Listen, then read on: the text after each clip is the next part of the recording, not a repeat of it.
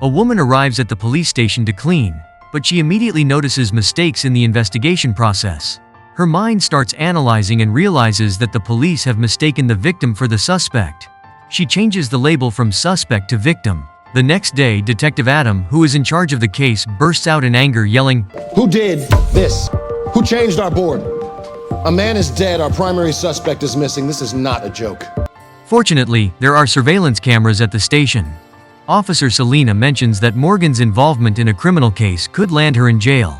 Morgan acts innocent, simply explaining that she just wanted to help fix the errors, wondering how it could be considered interference. Adam is frustrated. However, Selena ignores Adam's frustration, instead pulling out the case files and asking Morgan to explain herself. Now it's her chance to show her deductive skills. "You got a dead body. I'm assuming you think this lady offed her husband, but that's not possible. Look at this room. Look at this couch. All of these pillows are evenly spaced with alternating colors. Check out these shelves.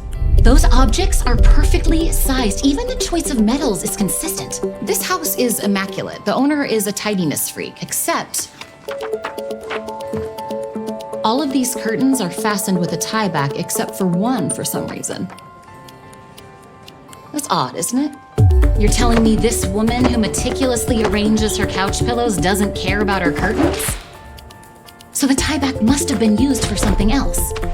See, look, you've got hairs stuck to the chair leg. Somebody put tape around it, ripped it off, the glue stayed, and trapped the little bits.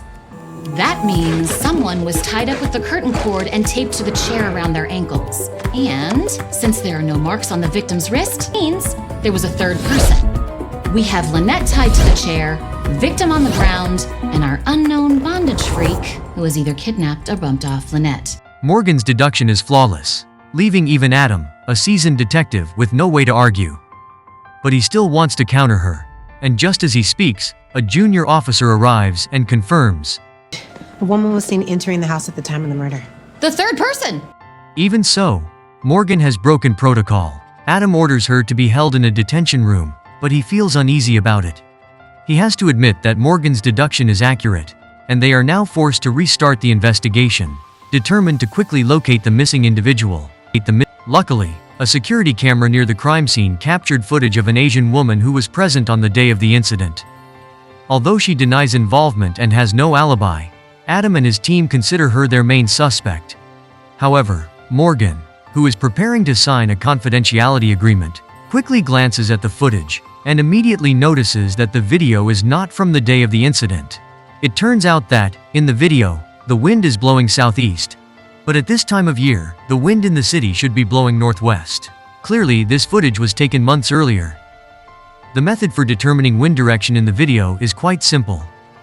There is a church in the background, and churches are usually built facing east so that sunlight shines from behind, giving the priests a heavenly appearance. By observing the direction the leaves are blowing in the video, one can determine the wind direction. As for yesterday's wind direction at the crime scene, everyone should already know that. The police exchange confused glances, unsure if Morgan is mocking them. Morgan ignores all of this because she is very busy. She has 3 kids at home waiting for her care. Selena, curious about Morgan's knowledge, learns that Morgan is a fan of watching documentaries. With her remarkable intellect, Morgan often only needs 1 to 2 hours of sleep each day. However, because her IQ is so high, she cannot resist correcting mistakes when she sees them, which makes it hard for her to fit in with others. Eventually, she ends up working the night shift as a cleaner. Adam goes to pick up Letty, the victim's daughter. He needs her to share what she knows. A few weeks ago, the victim received a farewell letter from Sarah. She doesn't know the content, but the victim was devastated after learning that Sarah had taken her own life. That letter is now in the victim's office. As she leaves the police station, Morgan sees the victim's daughter. Being a mother herself, she deeply understands the girl's feelings at this moment.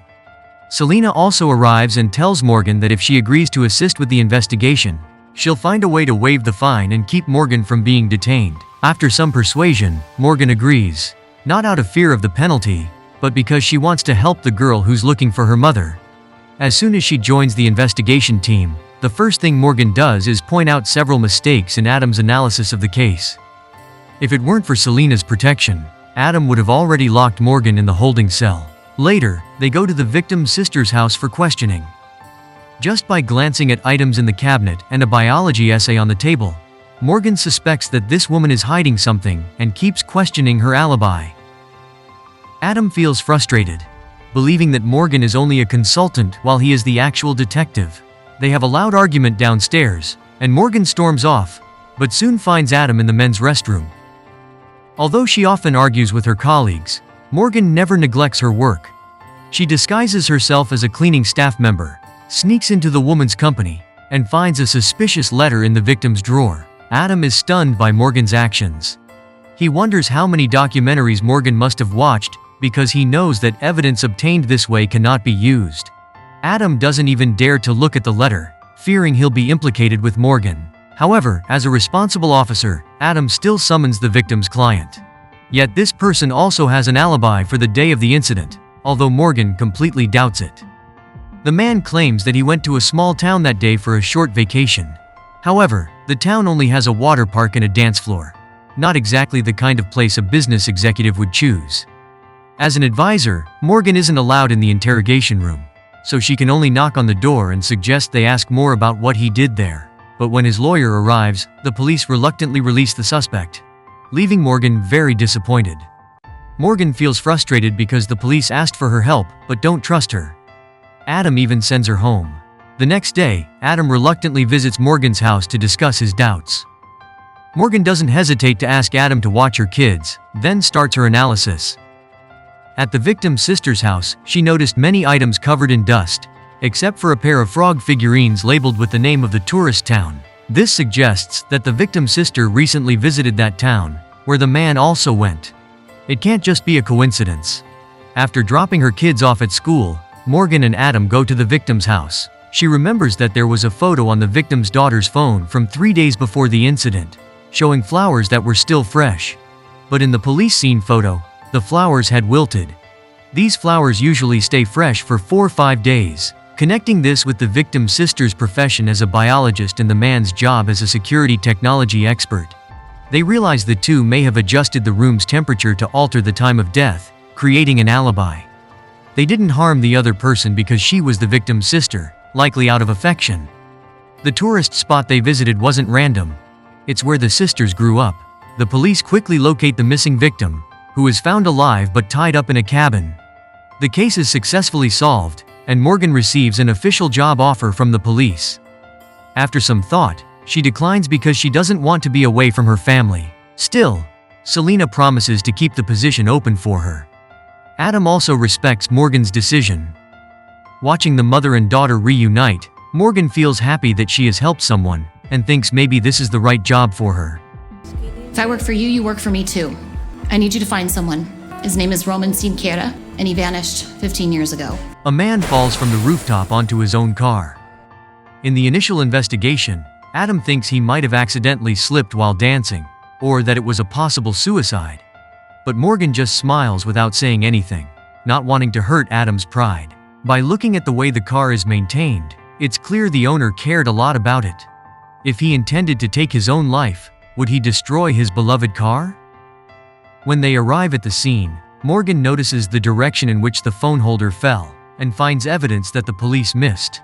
Based on the wear on the phone screen, she guesses the owner is left-handed. Adam unlocks the phone. Ow! Michelangelo's 1487 painting, The Torment of St. Anthony. Morgan immediately realizes that the owner is a Catholic, and also a baseball fan from the sticker on the back. None of this matches the victim, which suggests there was a second person on the rooftop. According to Morgan, while the victim was dancing under the moonlight, this person suddenly appeared from the shadows. Adam can't argue with her logic, though he feels a bit frustrated working with someone as sharp as Morgan.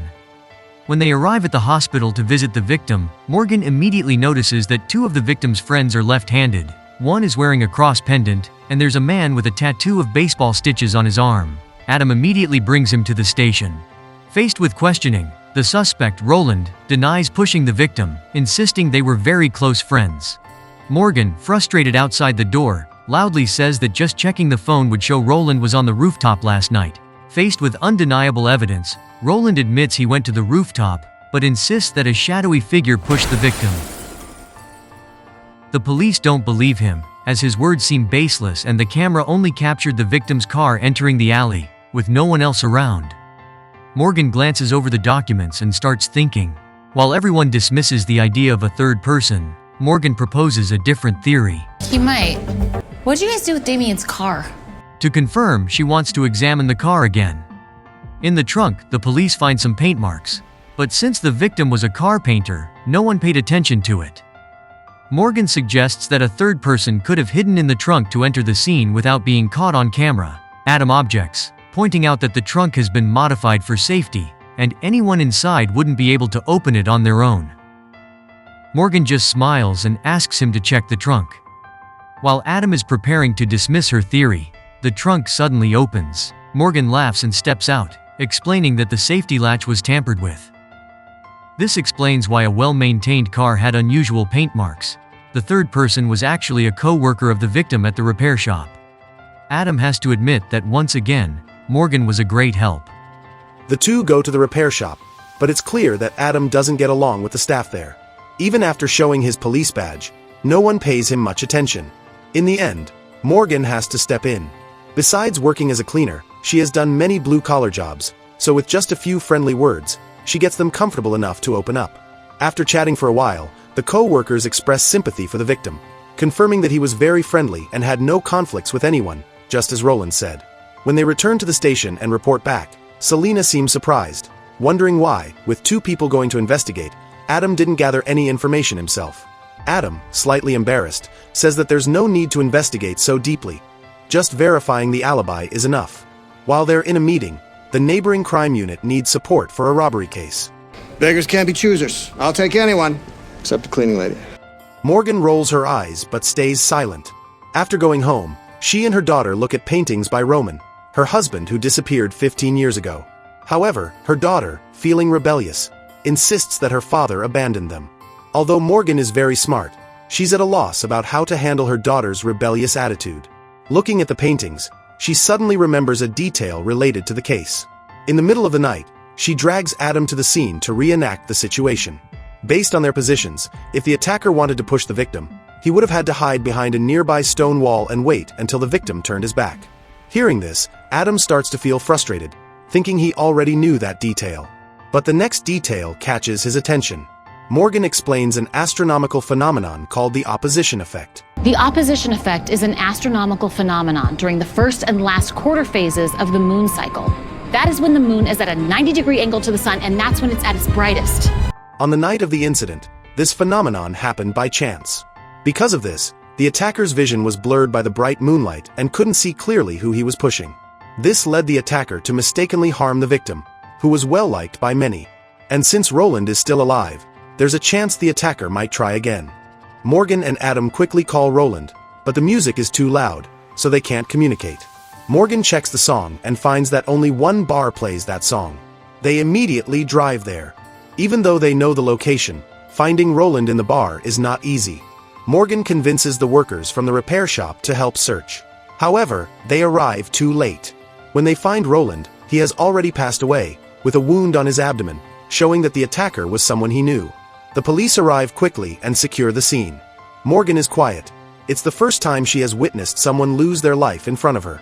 If she had arrived a bit earlier, she might have saved Roland. Luckily, the bar has cameras. Although they didn't capture the attacker's face, there is a flash of light when the weapon fires. Morgan takes note of this detail and starts thinking quickly, trying to piece together the missing clues to find the answer. At that moment, Morgan happens to pass by the room where the robbery investigation is taking place and notices a photo on the board. She immediately realizes that the flash from the robber's gun matches the one in Roland's case. Although she's not a weapons expert, having gone hunting with her child, she knows that an old hunting gun with lots of copper and lead in the barrel would produce a spark like that. This doesn't confirm that both cases have the same culprit, but Morgan is sure the gun is the same. Recognizing Morgan's skills, Adam decides to combine the two cases for investigation. While organizing the information, Morgan can't resist commenting. Lieutenant Mellon has terrible handwriting. Oh, the worst. And then, her analysis begins. After connecting the clues, Morgan already has the answer in her mind, but she has to think about how to explain it to her colleagues. Cleaning lady's rearranging my boards. You see a cleaning lady. I see more. Morgan explains that there have been a total of 5 robberies, and in the first 3, witnesses saw the robber driving away each time in a different car. In the last 2 cases, he didn't drive, possibly because he couldn't find a car, or perhaps a bigger possibility, his driver had left. Morgan draws a red line connecting the last 2 cases and asks, Really? Does no one take public transit? It's clearly a bus route. The robber changed his appearance and escaped by bus, which is why the last 2 robberies happened near a bus stop. Roland, who worked at an auto repair shop, could easily get access to customers' car keys. After the 3rd robbery, he likely found new enjoyment from dancing with friends and decided to quit the robberies. However, his partner didn't let it go and even tried multiple times to harm Roland to prevent being exposed. The 2nd attempt succeeded. But who is this person? No, I don't. But I do have an idea about how we can find him. Not long after, at a jewelry store, the robber steps in, only to find the police surrounding him. Based on the clues, Morgan couldn't pinpoint the exact suspect, but she figured out which store would be targeted next. The culprit turned out to be an employee from the auto repair shop, and it seems that his first friend he harmed left such a strong impression that he couldn't help but shed tears of regret. Morgan's first case is successfully solved. Thanks to her excellent performance, Adam arranges a reward for her. When she arrives home, Morgan also gets some good news from Selena. If Roman really wanted to abandon your family, why would he stop and buy diapers first? You believe me? We're gonna find out what happened to Roman. I promise. A man is taking a bath when someone suddenly pulls his legs. After struggling, he drowns in the water. Adam, he only comments that, judging by the candles and scattered clothes at the scene, the victim likely had a wild night. Morgan nods in approval. However, she points out more subtle details. The towels on the floor, 2 are folded, but the one on top is different. This suggests the suspect used the towel to clean the scene. Morgan kneels down and explains that a professional cleaner would use a mop. However, the marks at the scene clearly show the floor was wiped with a towel. As a guest, the victim wouldn't be so kind as to wipe the floor and then fold the towel. The victim may have met a woman with black hair the night before and was drugged before drowning. Adam interrupts, asking how Morgan knows the victim was drugged without an autopsy. Morgan explains simply. Well, 'cause who does their dishes in a hotel room? Except you, maybe. Anyway, this glass was rinsed out and wiped clean, and why would you do that unless you were trying to get rid of white residue? Notice anything else about the glass? Well, that's a whiskey tumbler. Lead-free crystal cut, which is harder and more durable than glass, withstands most scratches. Also refracts light beautifully. You want me to know you drink whiskey so bad. Point being, Adam quickly notices that the glass is very different from the usual ones in the room. According to Morgan's theory, the victim must have met a woman at a bar. They had a good time and went to the hotel together. They head to a nearby bar to investigate. The bartender confirms that the victim was with an attractive woman, but she had blonde hair. Really? Even though this differs from the initial theory, it doesn't change the situation. Hotel footage shows the blonde woman and the victim in the room for about 30 minutes. After she leaves, no one else enters. Additionally, the woman is a doctor, giving her access to medication. The police now have enough reason to bring her in for questioning. This is Morgan's first time participating in an interrogation. She quickly notices that the blonde woman is married. When asked about her relationship with the victim, the woman explains it was just casual fun between 2 adults, nothing serious. She says she went to the bathroom, and when she came out, the victim was asleep, so she left. However, the evidence clearly shows that no one else entered the victim's room after she left. Adam decides to cuff her, but Morgan suddenly pieces together the clues in her mind. She realizes the woman isn't lying. There were candles around the bathtub, and all of them had burned out except for one at the bottom, which was only halfway melted. This indicates that water splashing from the tub extinguished it when the victim struggled. If each candle burns for 4 hours, the incident happened 2 hours after the victim entered the room. This means the victim was still alive when the woman left. Can I leave now? Adam reluctantly lowers the cuffs and looks at Morgan seriously. He tells her she'd better find another suspect, or he will really lose his temper. The next day, Morgan doesn't go to the police station. She takes the evidence from the case home instead.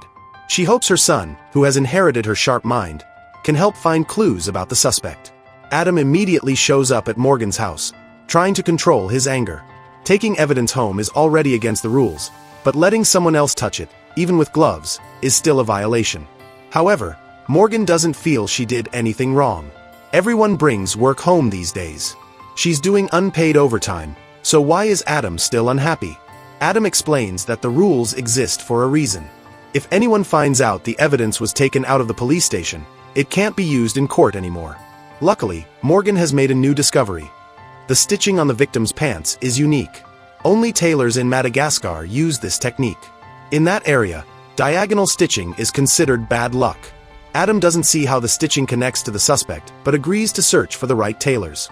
To be fair, Adam isn't great at solving cases, but he's very good at finding people. After showing the victim's photo, a tailor provides a name that doesn't match the victim's hotel records. Could the victim have multiple identities and be a spy? Morgan thinks solving this is simple. They just need to go to the hotel's parking lot and use the victim's car keys. The car will likely have more clues. Even though Morgan once again breaks the rules by taking evidence outside, Adam doesn't say anything further. They quickly trace the car registration to the victim's home, Eduardo Cortez. During a conversation with the victim's wife, Adam purposely mentions that her husband was with another woman before he died. Morgan wonders why Adam would hurt the family of such a deceitful man.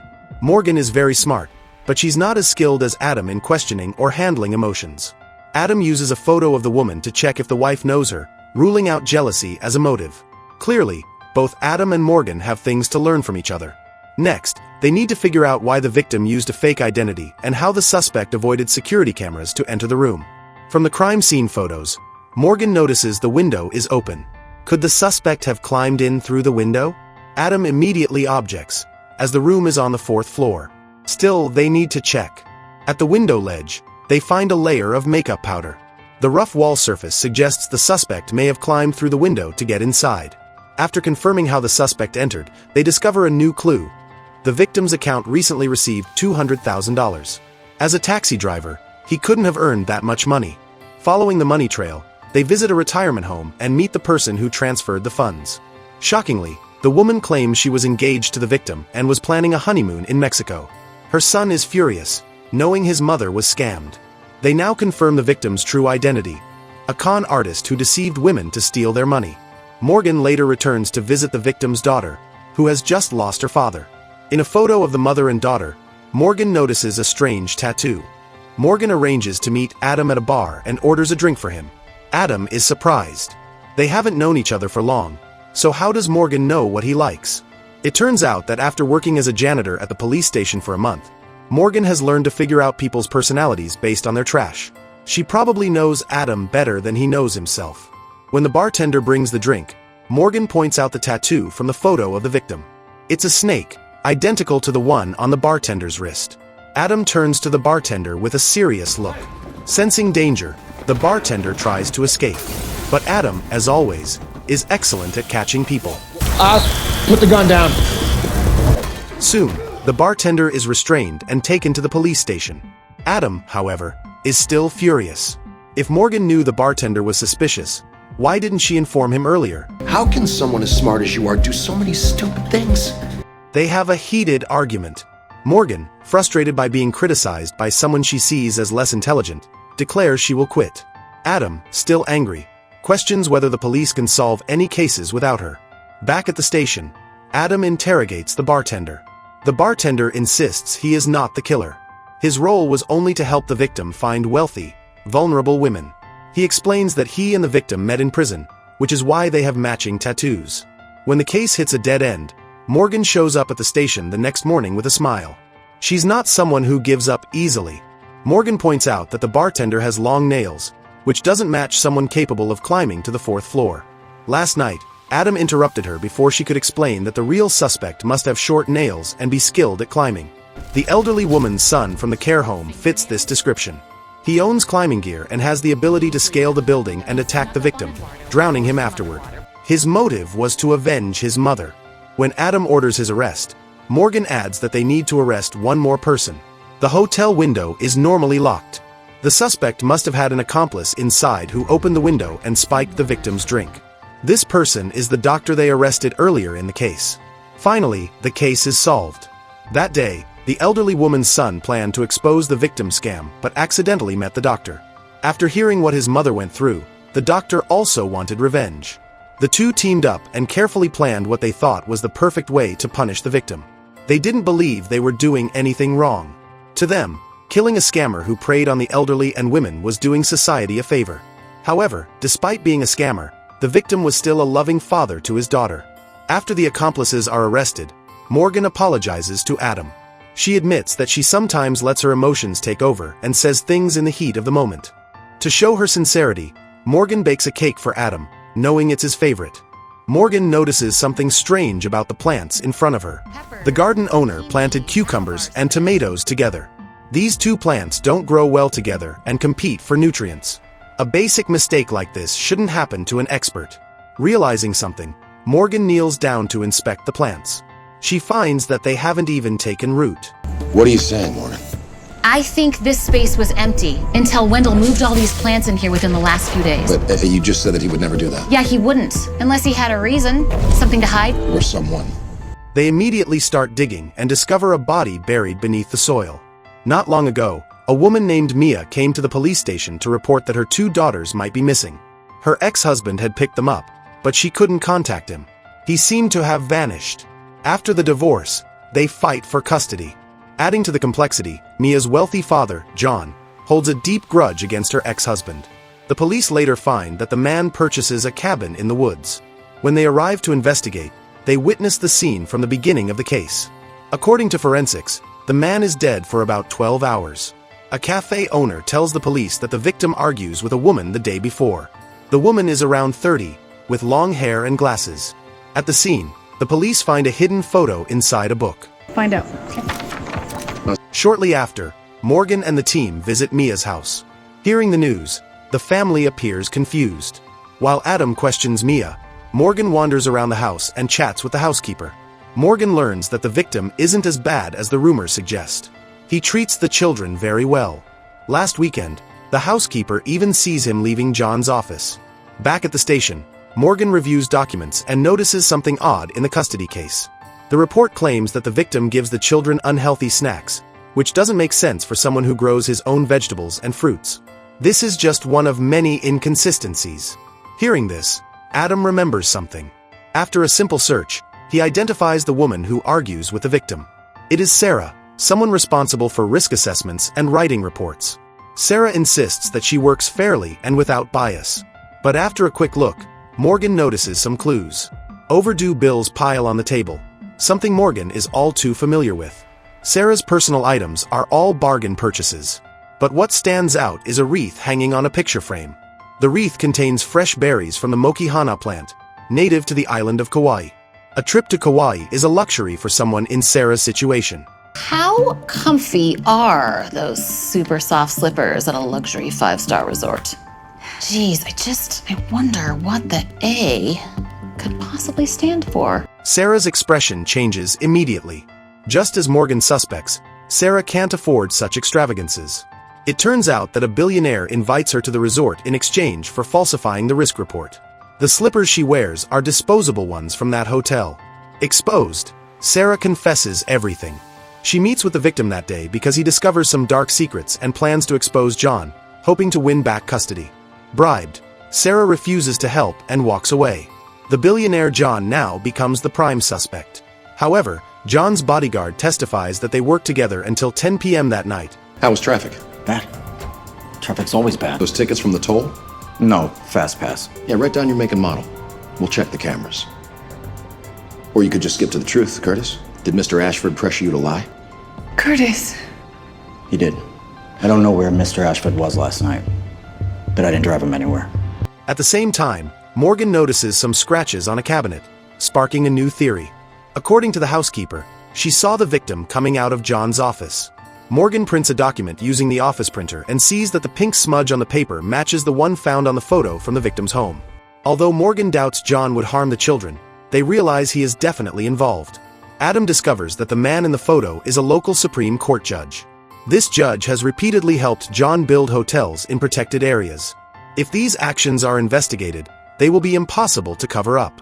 Adam also finds a message John sent that day. Must speak. Urgent. With no other choice, John admits everything but insists he never intended to kill the victim. When they locate the man who received the message, his testimony surprises everyone. The man explains that he did receive the message and only wanted to persuade the victim not to reveal the secret. However, when he arrived, The victim was already arguing with Mia. Seeing the situation, he left. Yet, Mia never mentioned this to the police.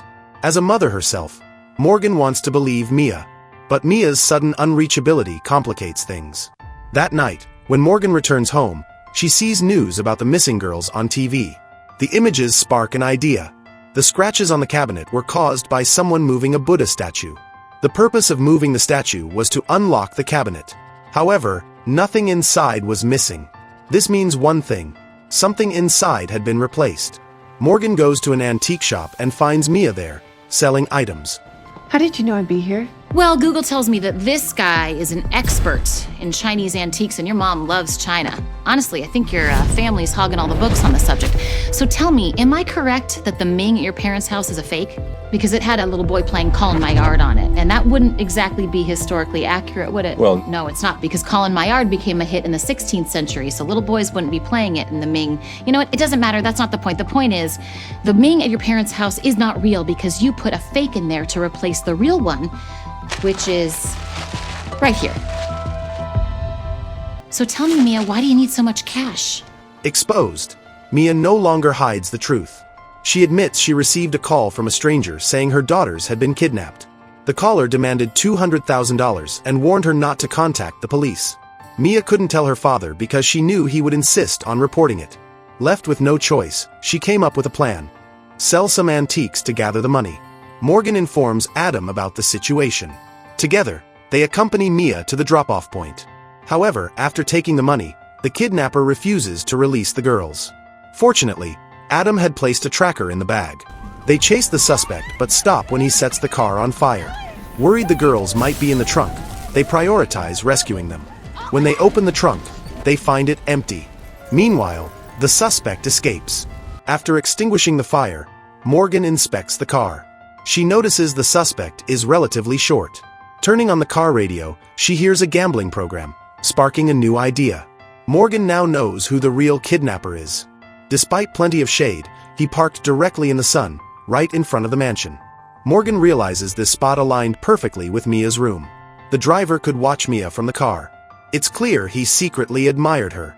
To impress Mia, the driver wanted to get rich quickly through gambling. Instead of winning, he lost everything.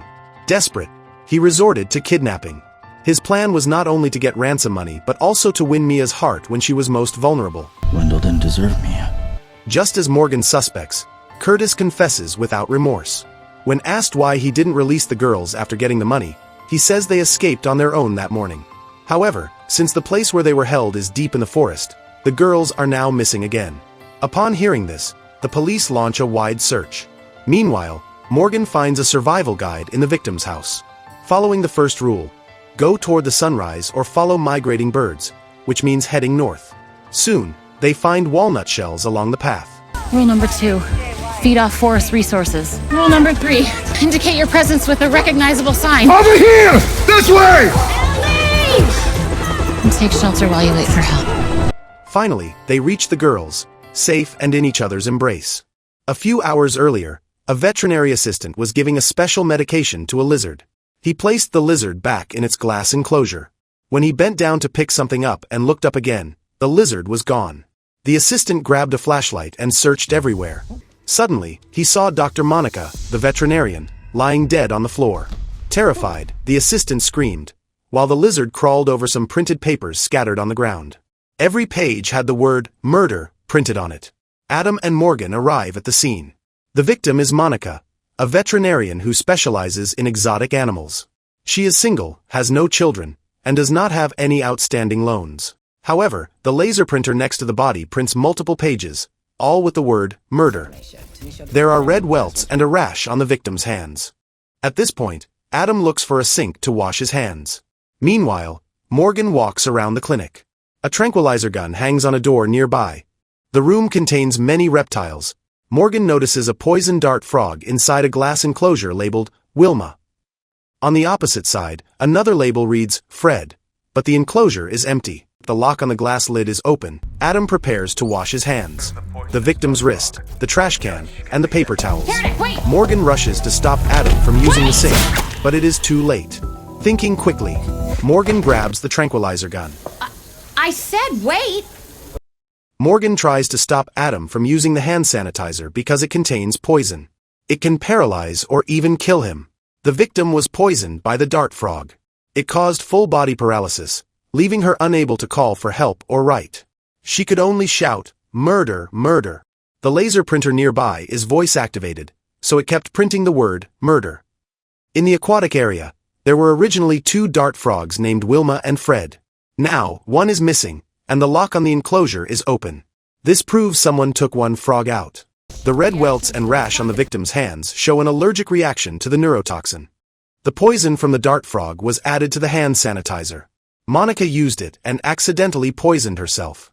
Daphne finds Fred's body near the sink, confirming Morgan's theory. Adam is dizzy and unstable. Selena calls Oz, saying Monica's friend, Bethany, reported her missing and might know something. Morgan and Adam visit Bethany at her hair salon. Bethany says her son had a karate match last night, and Monica promised to attend. But Monica never showed up and didn't answer calls. Bethany became worried and called the police. Bethany and Monica are very close friends.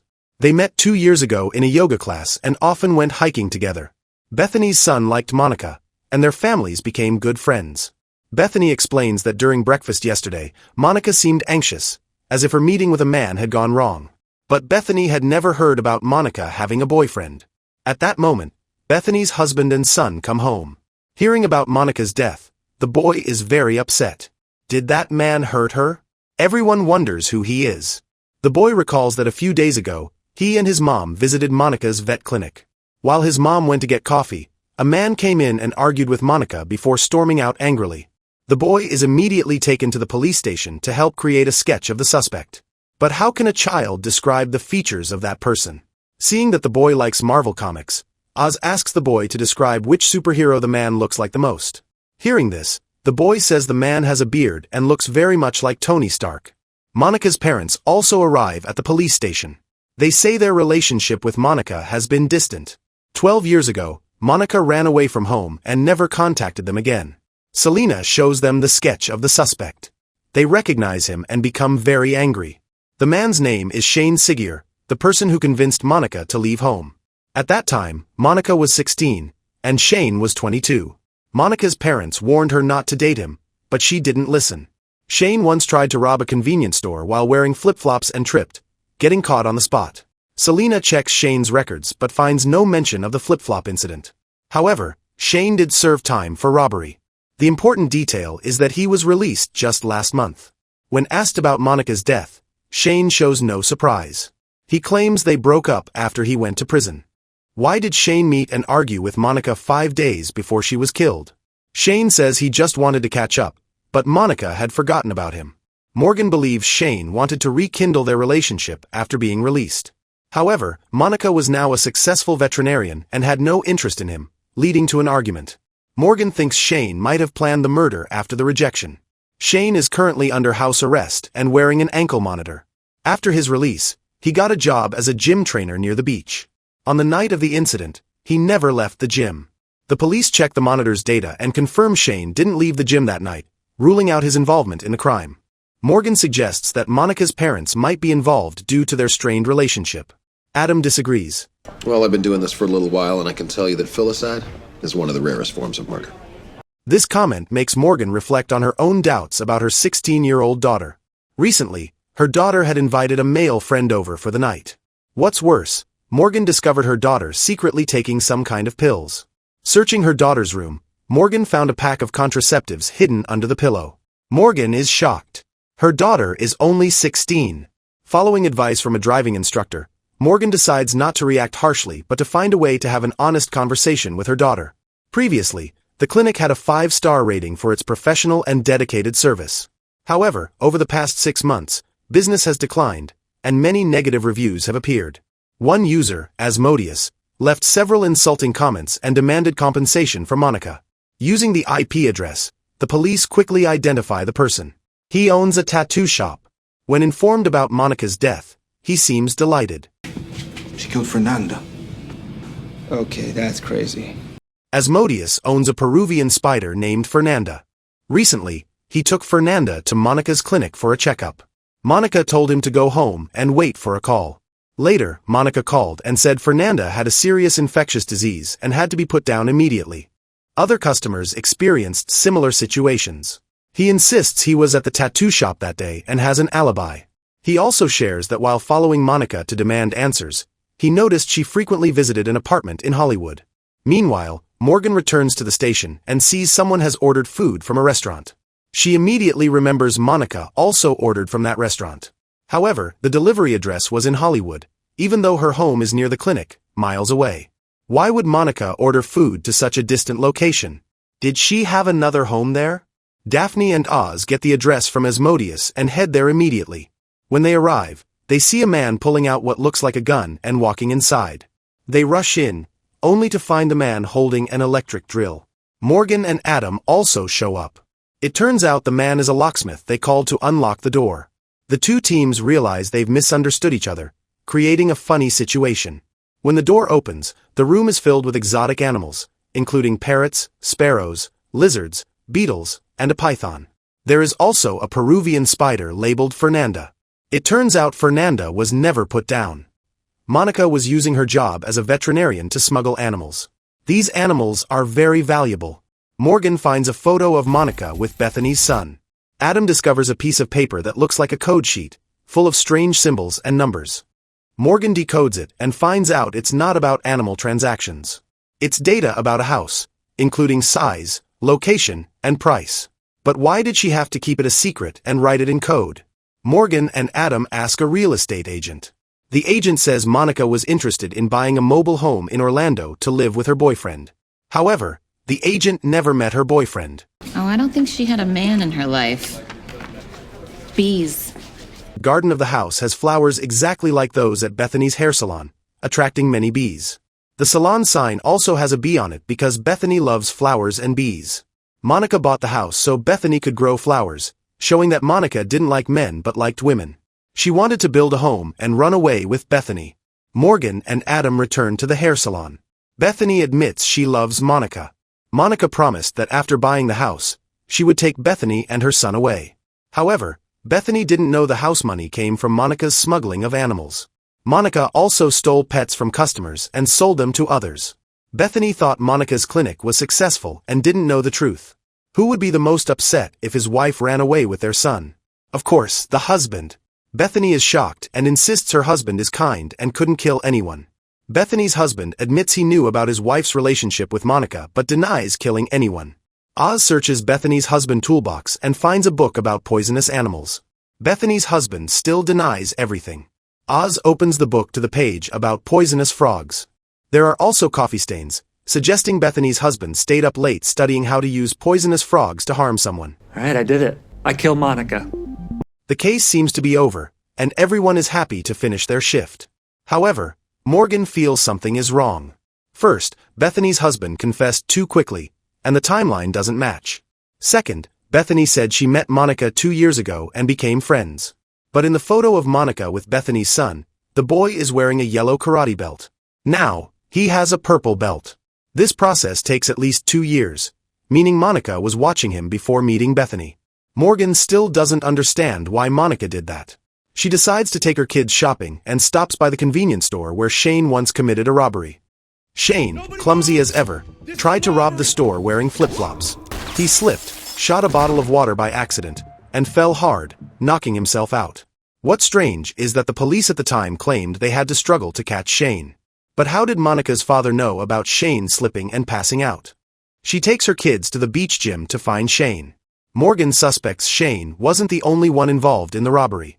Monica might have been there too. Shane took the blame to protect Monica. That's why Monica knew the details and told her father. Morgan grabs the headphones and notices that Shane has ear dimples. She suspects Monica might have a child with Shane. Meanwhile, Adam is on a date with a woman. Morgan and her 3 kids suddenly show up and start eating the food on the table. You know this woman? Yeah, I think so. I'm his wife, and these are his kids. Morgan discovers that the boy Bethany adopted is actually the biological son of Monica and Shane. The boy has ear dimples like Shane, while neither Bethany nor her husband has them. So Shane and Gavin both have preauricular sinuses, aka ear dimples. The point is, they're super rare. Only 0.1% of the population has them. And it's even rarer to have them in both ears. So if you do, it is 100% inherited. Shane admits Monica got pregnant back then. Monica's family, feeling ashamed, sent the child to an orphanage. Bethany and her husband, unaware of the truth, adopted the boy and loved him like their own. Monica secretly followed her son over the years. She approached Bethany and pretended to love her just to get a chance to take her son back. Bethany's husband didn't kill anyone. He confessed only to protect his family. Bethany admits she killed Monica after learning the truth that Monica only cared about getting her son back, not about loving her. She used poison from a frog to kill Monica and placed the book in her husband's toolbox to frame him. In the end, the case is solved. Monica's mother comes to claim her grandson. Only Bethany's husband truly loves the boy. He accepted the blame to ensure his son wouldn't lose his mother. Asmodeus also reunites with his beloved Fernanda. This is the body of a woman who died just 28 minutes ago. There's a clear wound on her head caused by a blunt object. But Morgan only needed to lightly touch her pulse to immediately spot a big mistake by the police. She held the face of her watch near the victim's nose, and she was shocked to see a thin layer of mist appear on the glass. Because there was no detectable pulse at the time. She's still alive. It turns out the woman was still alive. Now, the victim's identity has been confirmed. She has a fractured skull, but if the surgery goes well, she might wake up in a few days. Also, there are metal traces at the wound, so the weapon could be a hammer or a metal tool. Adam looked up missing persons records and found that the victim was a graduate student at the University of California named Heather Wallace. A year ago, her boyfriend Morris reported her missing to the police. Surprisingly, Morris is 17 years older than her. Even though they only dated for a few months, when talking about the past, her ex-boyfriend couldn't hold back his tears. When asked where he was on the night of the incident, Morris calmly said he was at home, busy choosing floor tiles. What's even stranger is that the University of California has no record of a student named Heather.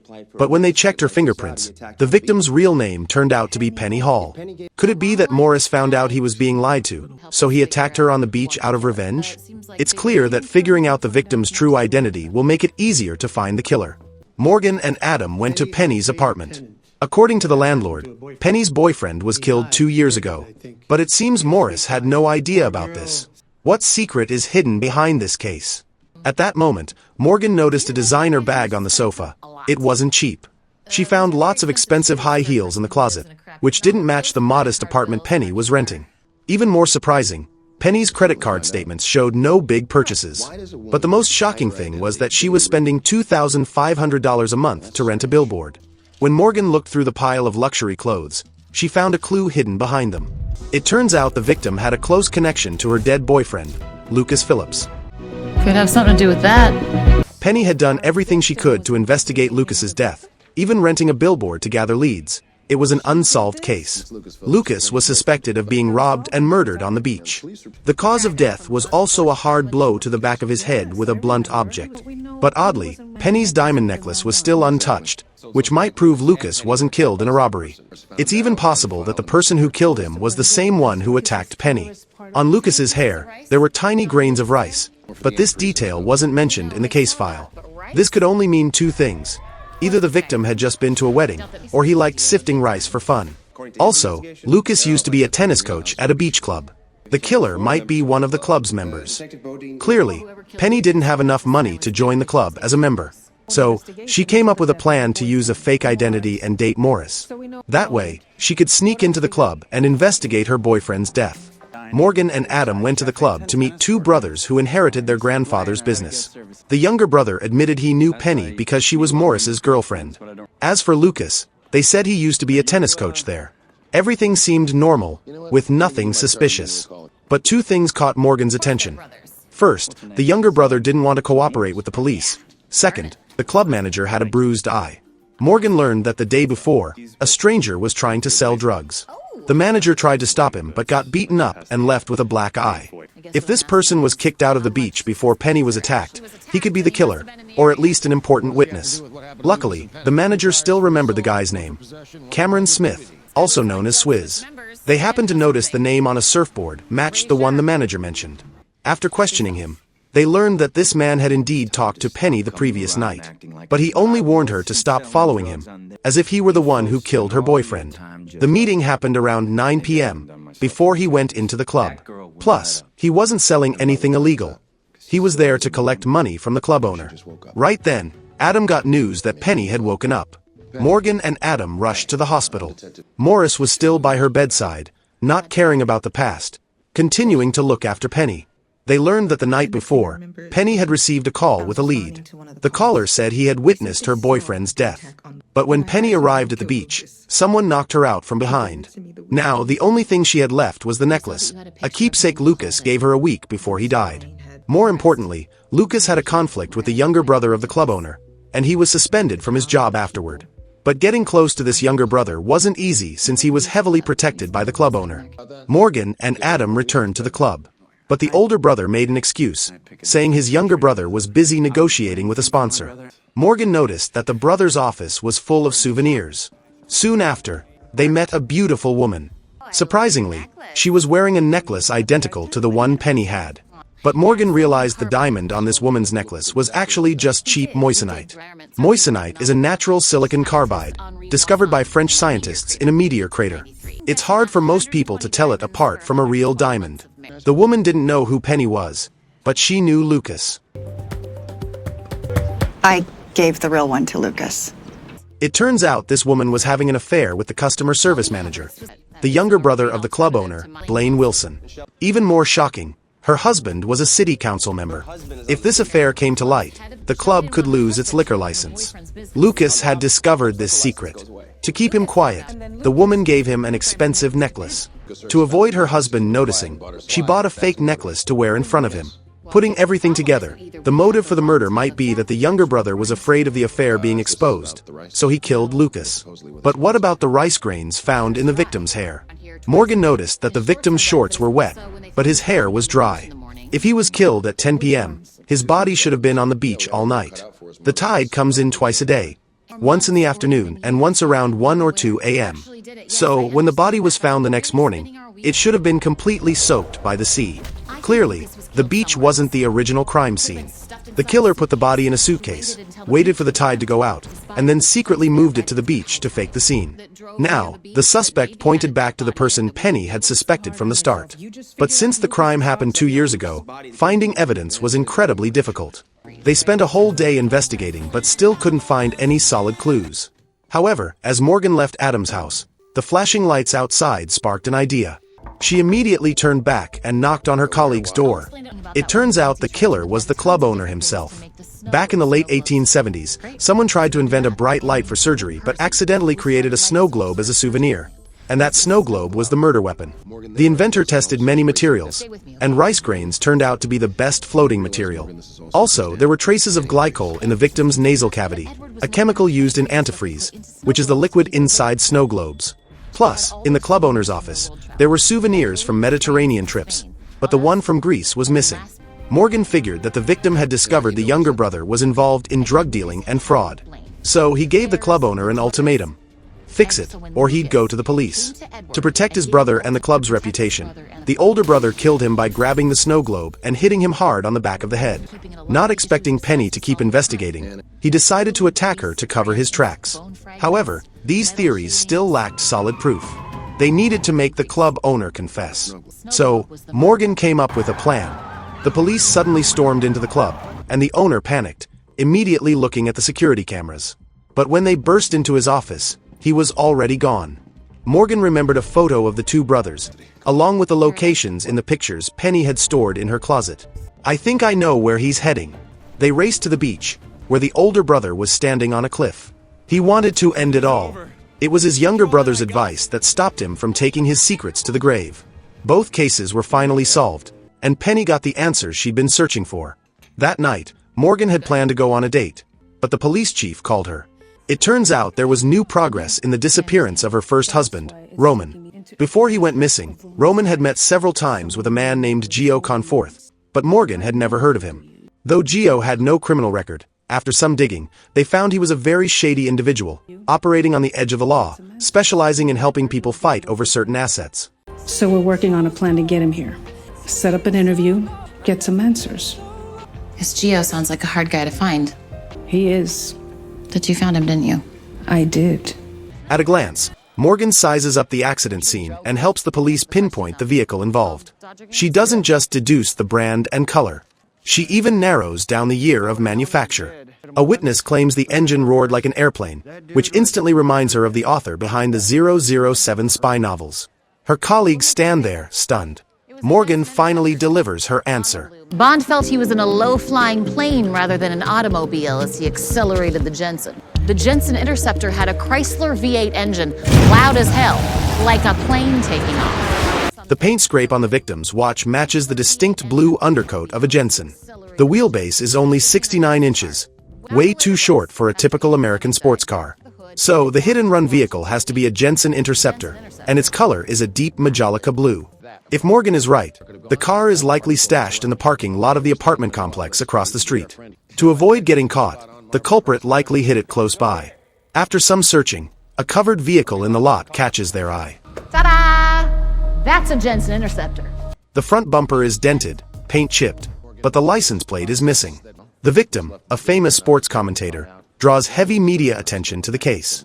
A witness even suggests it was murder, since the driver didn't just hit the victim but circled back to run them over multiple times. Surprisingly, the victim's son shows up at the station. He is convinced the killer is his father's young mistress. Last year, his dad fell hard for her, even changing his will to make her the sole heir. Coincidentally, when the accident happened, the victim was on a call with his son, about to discuss revising the will, only to be struck and killed moments later. Morgan and Adam head straight to the victim's mansion. A young black woman greets them. While grabbing water from the fridge, Morgan scans the house's interior. She never misses a detail, knowing the key to cracking a case often hides in the smallest things. Back in the living room, she deliberately bumps Adam toward the other side of the sofa, using the moment to secretly pocket something. From their conversation, they learn the woman was like an adopted daughter to the victim. Their relationship seems murky but lacked any physical intimacy. She didn't push for the will change and doesn't care if she is cut out of it. More importantly, she never learned to drive, so how can she commit the crime? A typical man ready for intimacy has blood flowing in a certain pattern, but the victim's desk holds blood thinners and antidepressants, drugs that reduce circulation to key areas. A 70-year-old like him was probably just grumbling, not acting. Still, the woman seems to genuinely care for him. In the fridge, his lunch bag has a little heart drawn on it by her. Then, a phone rings out of nowhere. The item Morgan swipes is a cell phone. Under Adam's firm insistence, she returns it to its owner. Back at the station, they learn the victim's neighbor, who had a feud with him, has a solid alibi. Digging deeper into the car, they discover the neighbor's company owned a vehicle matching the description.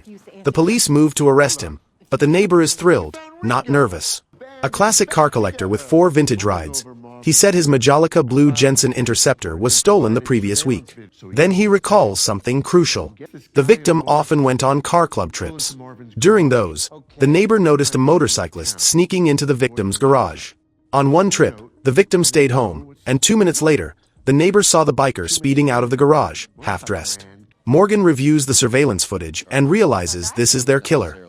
Though his face is masked, a quick phone search reveals his identity. Killer's name is Olivier Dubois, and he works at Hollywood Auto.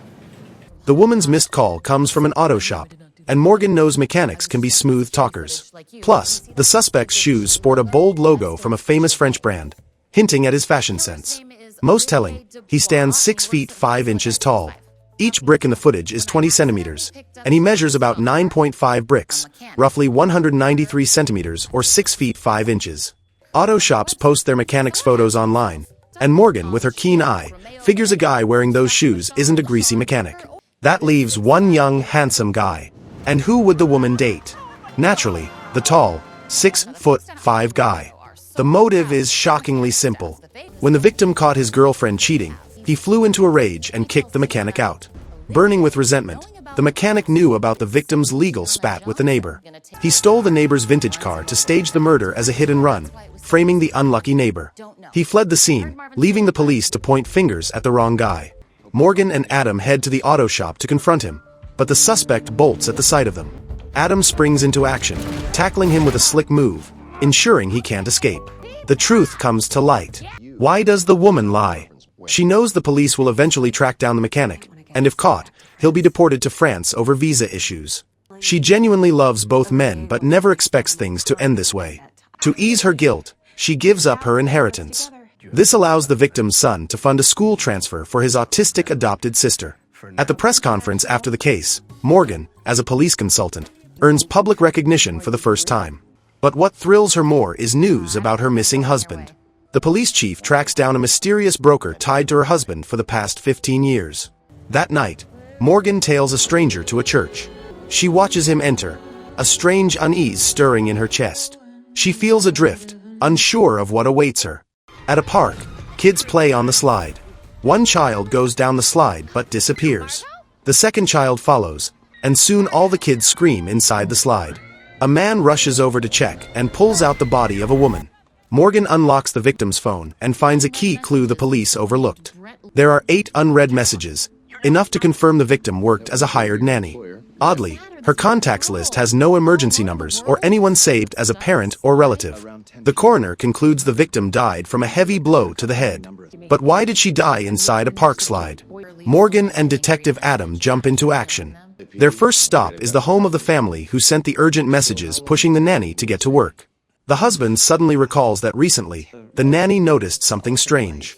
She kept complaining that everywhere she went, a man seemed to follow her. That man often reads a French newspaper and, most notably, walks with a limp. Morgan instantly thinks of the only French newsstand in Los Angeles. Across from it sits a restaurant, a perfect spot to watch someone. Soon enough, both spot a well-dressed man walking by. They follow him and discover he's not just a private investigator, but also a former cop Adam knows well. He followed the victim for a long time and even took hundreds of photos of her. The biggest shock comes when they learn the family the nanny worked for hired him to spy on her. It turns out the couple suspected the nanny of mistreating their kids. Morgan and Adam head back to the family's house. The husband acts completely unaware of the situation, but the wife admits everything. She explains that 6 months ago, a post in a parents' chat group terrified her. Due to the previous nanny's negligence, her child ran into the street alone. Furious, she fired that nanny and hired a new one. Since then, things slowly got back to normal. But not long after, she read an even scarier post. It claimed a nanny threatened the kids' lives, yet the kids adored her. Worried the same could happen to her child, she hired the private investigator to keep tabs. In the end, he found nothing unusual. Morgan glances at the post, snaps a screenshot, and sends it to her phone. Morgan and Adam immediately track down the parent who posted the message. But she denies everything and doesn't recall what she said earlier. She only remembers that 6 months ago, they saw their child in danger and posted a warning. When it comes to getting the nanny fired, she didn't think that far ahead and just acted in a panic. Besides, her husband mainly took care of the kids, so she doesn't know much about the local nannies. Seeing a child left unattended, she simply posts to alert other parents. Since then, she hasn't even logged back into her account. The investigation stalls. At that moment, the police uncover a new lead. The victim's phone holds affectionate messages showing someone pursued her intensely. Next, Morgan and Adam visit the victim's home. Morgan quickly spots a cross necklace, suggesting the victim had religious faith. A printed paper on the table reveals she knew someone harassed her online. A pepper spray canister sits by the bed, showing she genuinely fears for her safety. A lawyer's phone number hangs on the wall. But when they call, they learn this lawyer only handles immigration cases.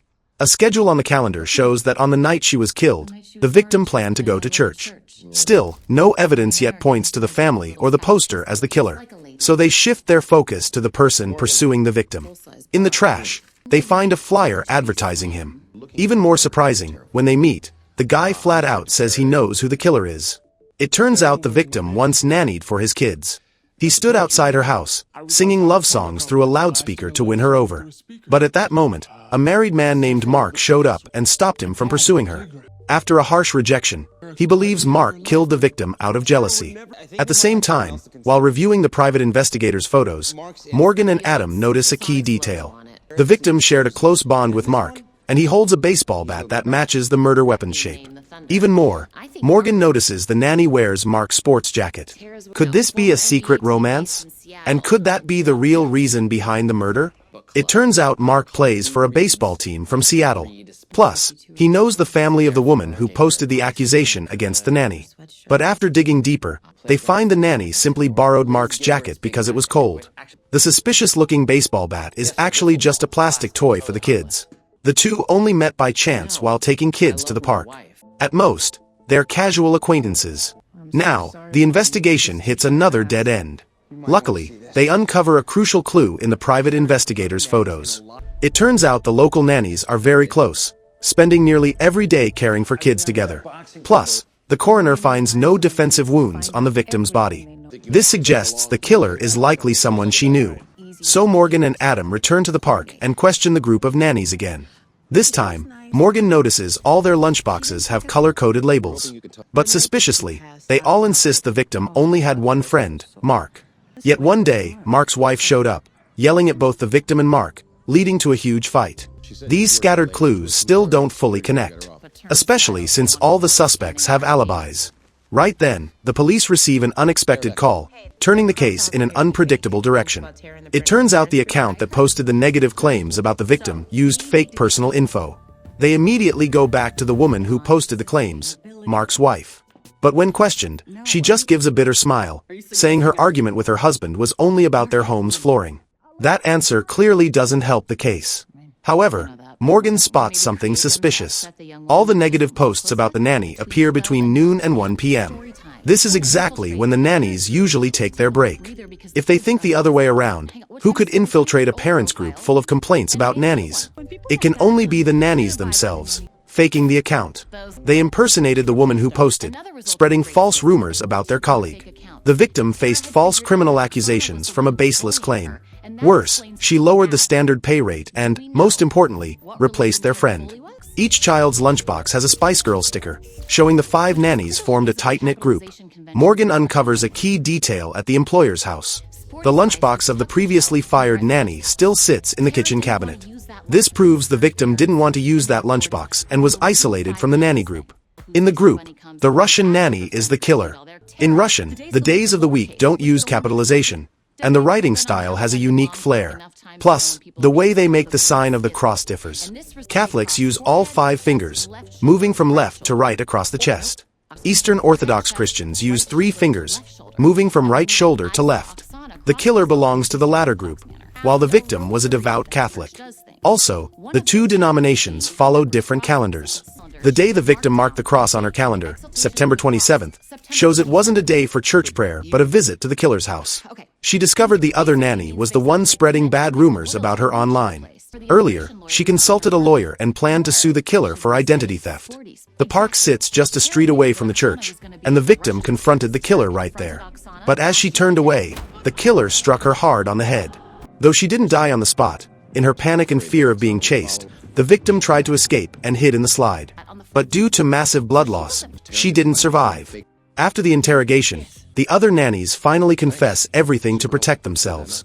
The killer is arrested shortly after, and this tangled murder case officially closes. 10 years ago, an old man killed his son-in-law, but only confesses to his family on his deathbed. I killed Barry. The children and grandchildren present can't believe their ears. But the old man recorded the entire crime in a video, with shocking evidence.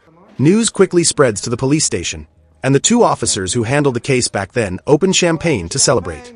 Selena, however, fumes with anger, feeling challenged that a case unsolved for 10 years ends this way. The Bucket Lane murder. It turns out this case is one of the 10 most famous unsolved mysteries in Los Angeles. Back then, the female police chief, still a detective, directly investigated the case. But the suspect was acquitted due to lack of evidence. The murder happened on the Monday after Thanksgiving. The son-in-law was killed in the family's sauna. Early that morning, the housekeeper found the body, charred black. At first, it looks like an accident, but the autopsy report reveals the cause of death as a broken neck. Police theorized that the killer pushed the victim down the stairs, breaking his neck, then moved him to the sauna to cover it up. But the mother-in-law of the house claims that at midnight, she saw her son-in-law in a bathrobe, heading to the basement on his own. At that time, the whole family already went to bed, and she didn't hear any strange noises. However, a blood stain from the victim appears on a shirt in the laundry basket. The shirt belongs to the old man who just passed away. So he immediately became the prime suspect. Surprisingly, at the same time, police arrested a dealer of illegal substances in a parking lot just 5 blocks from the crime scene. Among the victim's belongings, they also found traces of a substance. The defense lawyer argued this could be a killing tied to a deal gone wrong. Plus, the criminal had visited the house on the night of the murder. Not to mention, the old man was a philanthropist and the president of a prestigious local trade association. Most importantly, he had a hip replacement surgery, making it impossible for him to drag a body into the sauna. So the jury unanimously declared him not guilty. And just like that, the mysterious case, unsolved for 10 years, became an unending obsession for the police chief. Every cop has that one case they can't get out of their head. This one's mine. To ease her regret, Selena hands the cold case file to Morgan. Just by glancing at the crime scene photos, Morgan spots a small detail the police overlooked back then. After an all-night study, Morgan even recreates the entire murder process in detail. George Donovan did not push his son-in-law down the stairs. In fact, no one did.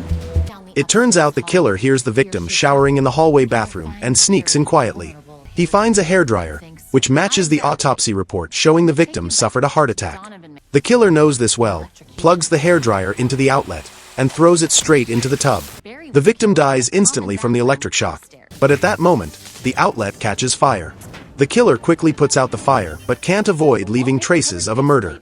The more pressing issue now is moving the victim's body up to the laundry chute on the upper floor. This action broke the victim's neck and left a bloodstain on the old man's shirt. Then the killer pushes the body into the sauna, positioning the victim as if relaxing in the heat.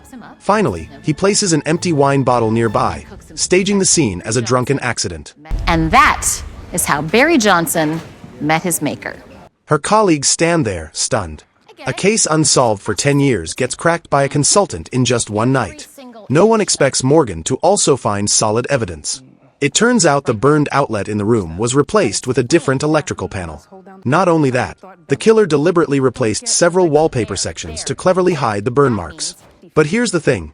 Modern hairdryers have a safety feature to prevent electrical leaks, so how could it kill someone? In reality, the Consumer Product Safety Commission set manufacturing standards in 1990. But the hairdryer in this house is a vintage model from the 80s, before those rules existed. As for the mother-in-law saying she saw her son-in-law heading downstairs, she likely had too much to drink and saw wrong. However, if the victim was indeed killed before midnight, any family member could be the killer. Right after, Selena takes Morgan and Adam to meet the family. Unexpectedly, just as they leave, a reporter shows up at the station for an interview. Hi, I'd like to speak to your detectives about the Bucket Lane murder. The reporter brings a documentary poster, claiming she knows the recently deceased man gave a false confession. It turns out she's the old man's eldest daughter-in-law. Her father-in-law signed a deal to film a documentary about the murder, but canceled it weeks ago. The reason he gave was not wanting the family to suffer more. If so, why did he confess to the murder right before dying? This documentary is her big project, so she wants to gather more material about the investigation at the station. But the reporter's flashy actions catch the eye of a lieutenant who worked on the case years ago. That means Selena doesn't have much time. If she can't reopen the case, her superiors will face a lot of trouble. Meanwhile, the three of them gain permission to enter the mansion to verify the case details. When they open the bathroom outlet, they find burn marks in shock. Next, they move the double bed in the victim's bedroom, immediately revealing a charred wall panel. Then Morgan stuffs a dummy into the laundry chute while Selena and Adam stand in the basement, testing their theory. That'd break a neck. She was right. When the family returns to the mansion, the three start the interrogation. 5 family members are still alive. On the left is the victim's wife. In the middle is the victim's son. On the right is the victim's mother-in-law. Behind them are the wife's younger sister and the wife's older brother. As the interrogation unfolds, the truth about the murder night 10 years ago slowly comes to light. First, the whole family took a group photo, then started dinner. Soon after, the victim began throwing insults at everyone. The father-in-law grew extremely annoyed. The youngest son felt disgusted and left the dining room. But at that moment, the wife's sleeve suddenly caught fire from a candle on the table. After putting out the fire, everyone was horrified to see bruises on her body, clear signs of abuse. The father-in-law flew into a rage, but the son-in-law stubbornly denied everything. The wife's older brother, furious, lunged at him to attack. Yet the victim showed a dismissive attitude and casually went upstairs. Dinner ended in tension. That night, no one agreed to let the couple sleep in the same room. The eldest daughter-in-law went to help clean up. At that time, the victim was watching TV and shamelessly threw pajamas in her face. After that, the family started playing a card game. The son happily went downstairs to join. But strangely, the TV sound from the victim's room upstairs echoed loudly, disturbing the floor below. So the wife's younger brother and the wife's older brother volunteered to go upstairs to stop the victim. The mother also asked them to clean up the Christmas decorations while they were at it. However, when they got there, no one saw the victim. They knocked on the door, but no one answered, so they eventually left. After that, the wife's older brother went to the attic as his mother asked. At the same time, the eldest daughter-in-law saw the wife's younger brother, struggling with addiction, meeting a dealer of illegal substances right outside the house. After everyone went to bed, the mother-in-law was the last to finish cleaning the living room. She drank a glass of wine, turned around, and suddenly saw her son-in-law in a bathrobe, heading to the basement alone. With events overlapping, Morgan still can't figure out who the real killer is. At that moment, the former police chief arrives with the detective who once handled the case. He can't accept the huge risk of reopening a case only to fail again.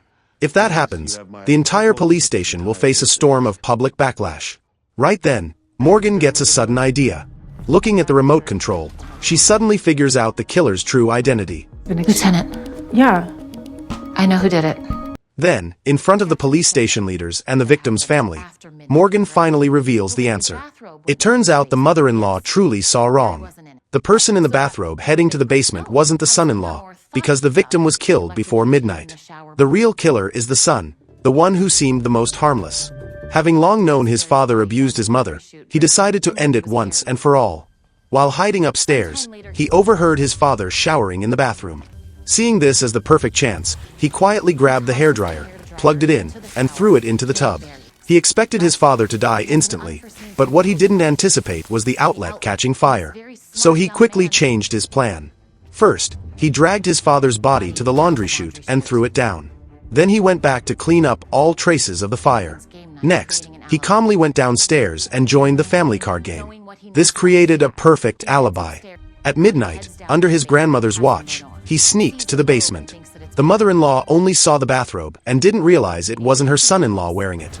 Then he moved the body and staged the scene as someone relaxing in the sauna. He even placed an empty wine bottle nearby.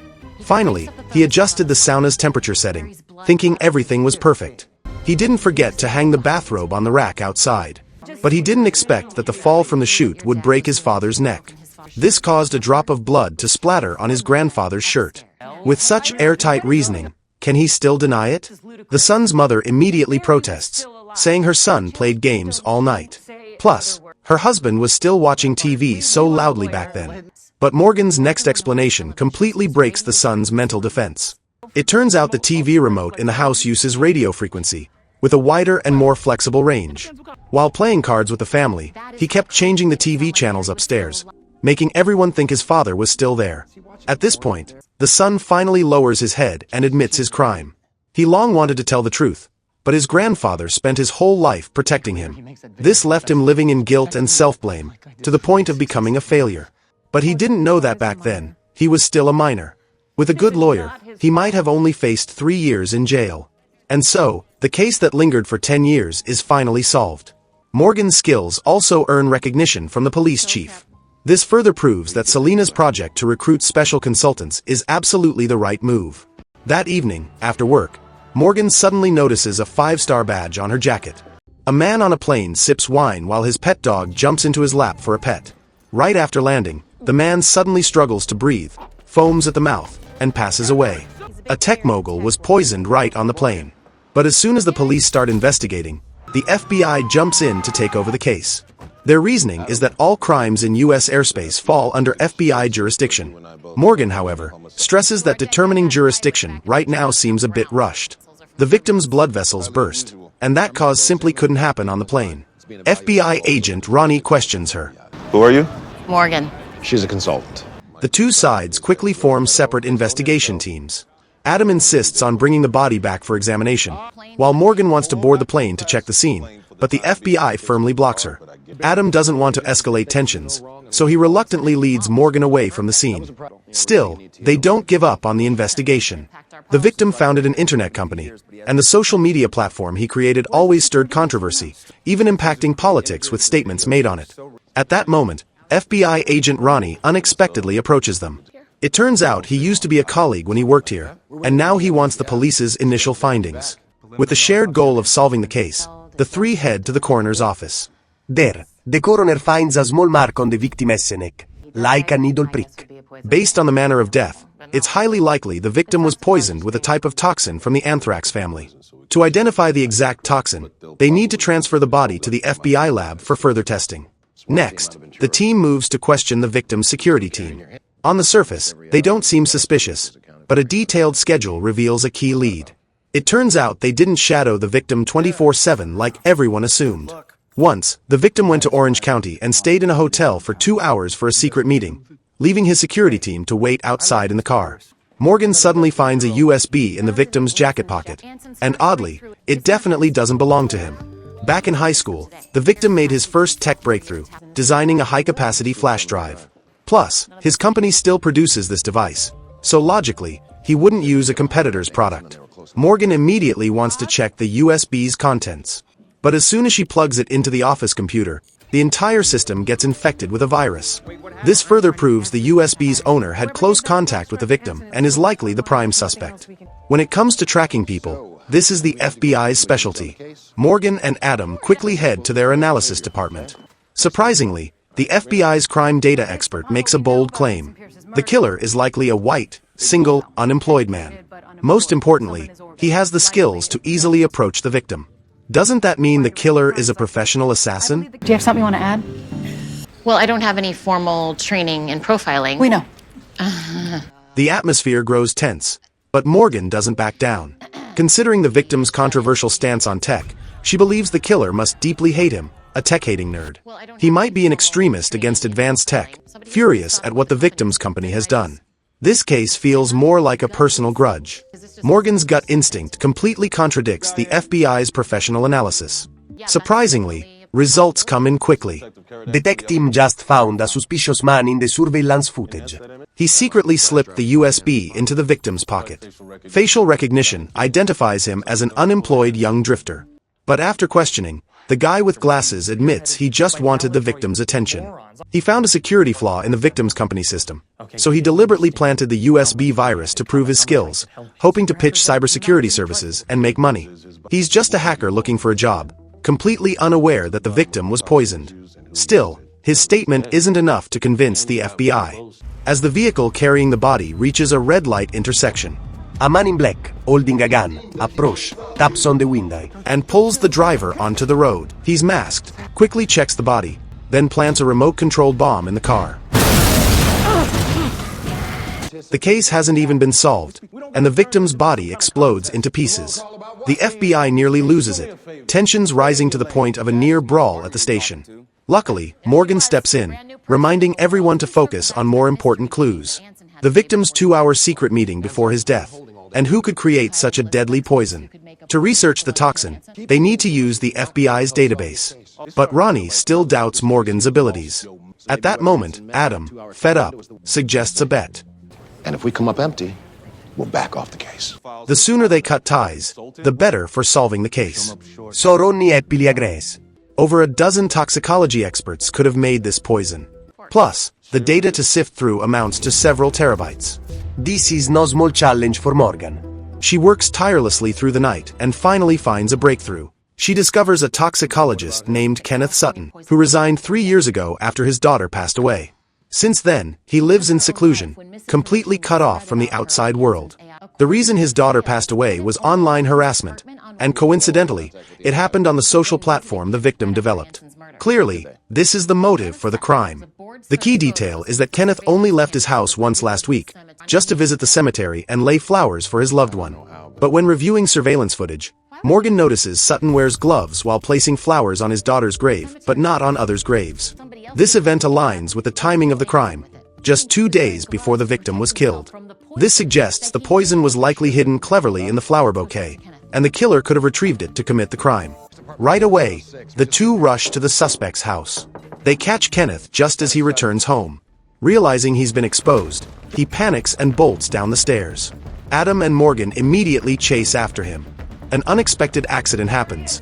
Kenneth, in his panic, slips over the railing. And just like that, the poison maker they worked so hard to find dies on the spot from the accident. Afterward, the two head to his residence, hoping to find any remaining clues. Sure enough, Morgan's analysis is spot on. The suspect is indeed a reclusive old man who despises social media. But what she didn't expect is that Kenneth also has the personality of a butterfly, meaning someone with a volatile mindset, calm one moment and explosive the next. Everyone's got a different organizing style. Like ladybugs prefer to have lots of storage to hide their mess. Now, bees build their hives very structured and efficient, so the bee organizing style is much more methodical. Whereas crickets like to have things very neat and orderly, with just a couple of sentimental items front and center. Butterflies like to have everything out in the open, so there's quick and easy access to everything. Much like Kenneth does. So everything here is arranged with a purpose. No TV, no computer, not even any tech devices at all. But who really used the poison? Right then, Ronnie calls. Luckily, Adam kept his cool, turning a pointless argument into necessary cooperation. Back at the station, Adam realizes a key detail. If the victim had a security team, the mark on his body couldn't be from a struggle with someone else. This means during the 2-hour secret meeting, the victim had some sort of physical contact. Fortunately, Ronnie tracks down the person the victim met. It's a young, beautiful woman who booked a hotel in Orange County right before the incident. Soon after, they bring her in for questioning. They discover that during the meeting, a heated argument broke out. This caused a slight bruise on the victim's wrist. As for the needle-like mark on his neck, it's actually just a scratch from her earring. Further checking phone GPS data, they confirm that neither the woman nor the glasses-wearing hacker ever went near the cemetery. That means the person who took the poison is the real killer. But who is the person in that infrared photo? Morgan remembers seeing some books on the shelf, tightly sealed in plastic bags. At that moment, Morgan suddenly has a realization. She looks at the book titles and spots an important message. In one book, there's a famous quote. 2 flints to make a fire. Yeah, I think those books belong to Kenneth's daughter. Parker had a flint hanging on his keychain, most likely a gift from Julie. It turns out Parker and Kenneth's daughter were a couple before she passed away. Kenneth crafted the complex poison, coated it onto a dog collar, hid it in the flower bouquet, and placed it on his daughter's grave. Parker picked up the collar and secretly put it on the victim's pet dog. During the flight, the victim had close contact with the dog, unaware that the poison was slowly seeping through his skin. But when the FBI moves in to arrest him, a major problem arises. As the task force reaches the hotel, they find Parker already fled. Satellite data shows he's heading to Valley Airport, preparing to steal the victim's private plane. Adam immediately calls his team, ordering the hacker to breach the aviation system. Meanwhile, the team races after him in their cars. At that moment, the plane's engine suddenly loses power. Parker, helpless, bolts outside but gets surrounded on all sides. With no way out, Parker finally drops his gun and surrenders. The case of the tech mogul's poisoning is successfully solved. Adam and FBI agent Ronnie also make amends after their tense standoff. But most surprisingly, Adam turns down an attractive offer from the FBI. Because now, he has a better partner, Morgan. What did you just say? You heard me. I mean, plus you saw the FBI, Morgan. I mean, the gadgets, the tech, the bells, the whistles. It would make our job way too easy, wouldn't it? All right, well, then I guess I'll see you tomorrow, partner. I'll be here. The police station receives an anonymous email with a photo of a tied-up man inside. At first, Adam and his team think it's just a prank. But to be safe, they use facial recognition technology. They identify the victim's home address and decide to investigate in person. Right at the victim's doorstep, they place a mysterious box, challenging the police to solve a puzzle to find the hostage's location. They only have 2 hours. Morgan, though, stays completely calm. Even though the puzzle is totally scrambled, she solves it in just 30 minutes. Once completed, the image reveals a map, but one piece is missing. Clearly, this is a clue the culprit left on purpose. With no other choice, to save the hostage, Morgan and Adam head straight to the park marked on the map. Another game awaits them, with playing cards hanging all over a tree. It's Loco Ocho, a game where they must match colors or numbers. They need to finish the game to choose between Path 1 or Path 2. Adam suggests splitting up to cover both paths, but Morgan immediately refuses. Luckily, the rules are pretty simple. In no time, they find the correct path, which is path 2. At the end of the path, another children's game appears. While Adam struggles to figure out how to play, Morgan quickly spots a clue hidden inside it. It's addition and multiplication. It's either hopscotch for hikers or hopscotch for second-grade algebra teachers.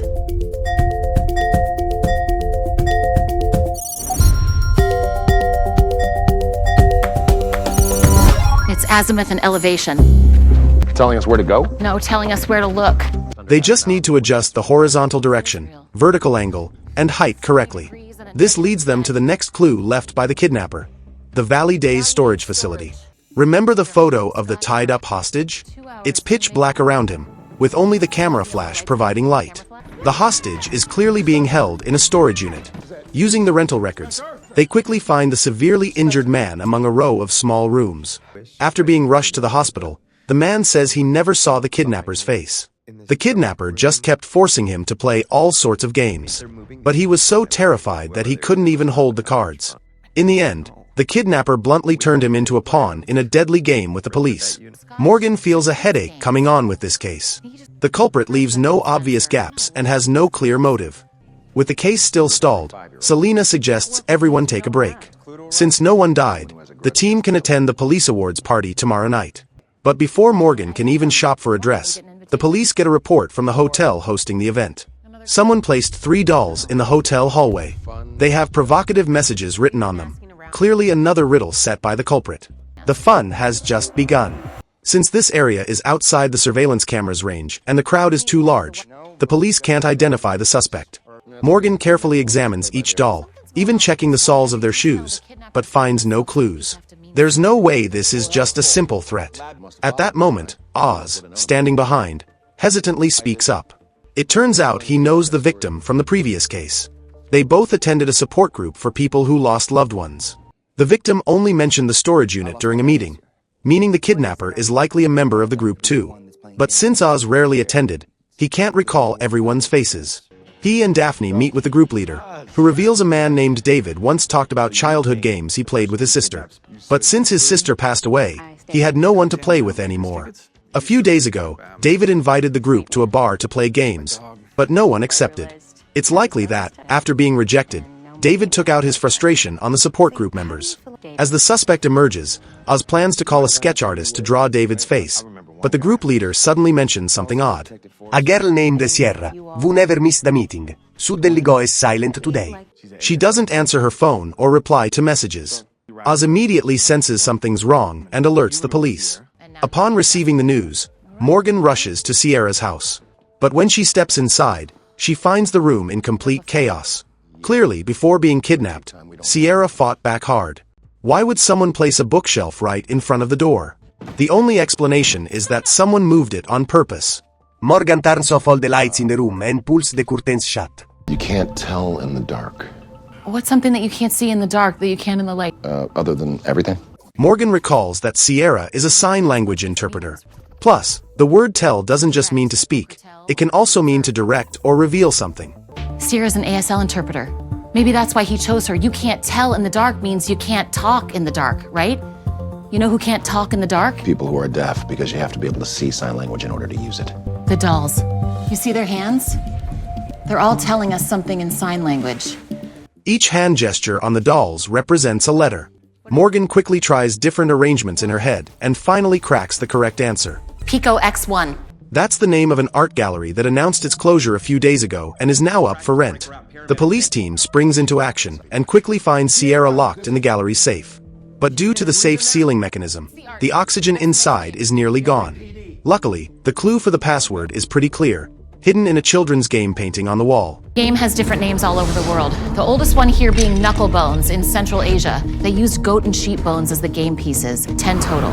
Next in South Asia, it's called Unjul Cal, meaning 5 stones. And finally in Japan, they use bags filled with beans, specifically 7 bags of beans. So, by arranging them in chronological order, the sequence 1057 is the code to unlock the safe.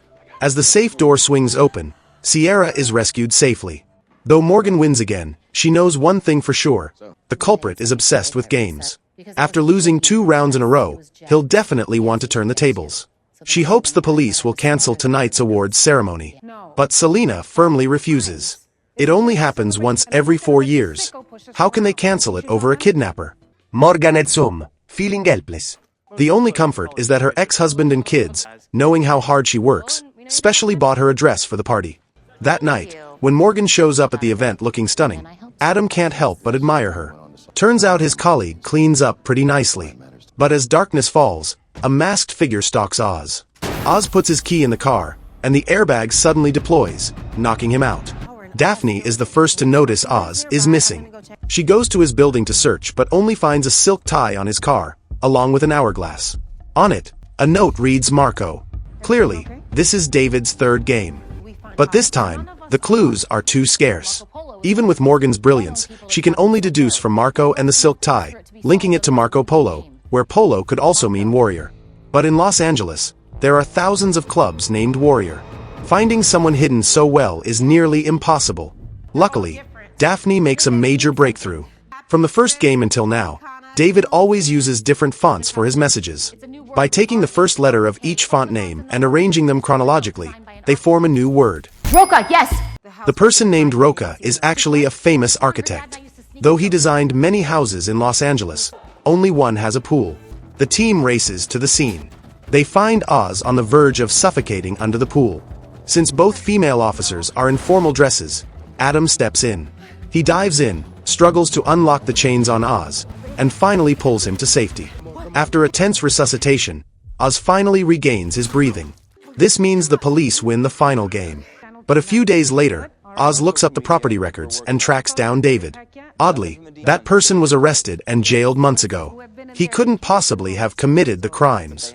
It turns out the kidnapper used a fake identity to lure the police into his orchestrated game. As the case hits another dead end, Morgan bumps into a kind man at the grocery store. He not only helps her carry her bags, but also wins over her kids with his charm. At first, Morgan thinks it's just a normal encounter. But when she gets home, her second son hands her a board game, saying he's not into old-fashioned games like that. She never bought this game for her kids. When she examines the text on the box, a face suddenly flashes in her mind. The culprit always lurks in the shadows, quietly watching her solve his riddles. Now, with just a slight change in appearance, he manages to deliver a game invitation directly to her. Right then, Morgan's phone rings. It's Adam calling.